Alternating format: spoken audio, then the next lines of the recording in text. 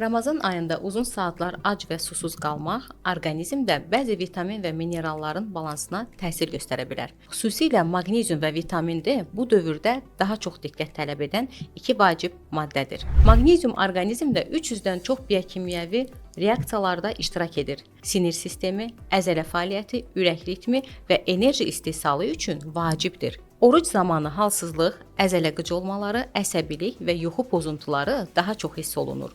Bu əlamətlər maqnezium çatışmamazlığı ilə əlaqəli ola bilər. Vitamin D isə təkcə sümük sağlamlığı üçün deyil, həm də immun sisteminin düzgün işləməsi üçün vacibdir. Araşdırmalar göstərir ki, vitamin D səviyyəsinin aşağı olması infeksiyalara meylliliyi artıra və ümumi yorğunluq hissini gücləndirə bilər. Ramazan dövründə günəşə məruz qalma azalırsa və qidalanma məhdudlaşırsa, risk daha da arta bilər. Elmi tövsiyələrə görə bu iki maddənin səviyyəsi xüsusilə risk qrupunda olan insanlarda, xroniki xəstələr, qadınlar və yaşlılarda nəzarətdə saxlanmalıdır. Qəbul vaxtına gəldikdə isə maqnezium və vitamin D-nin səhər saatlarında sahur zamanı qəbulu daha məqsədəuyğundur. Çünki bu zaman vitamin D-nin sorulması üçün uyğundur.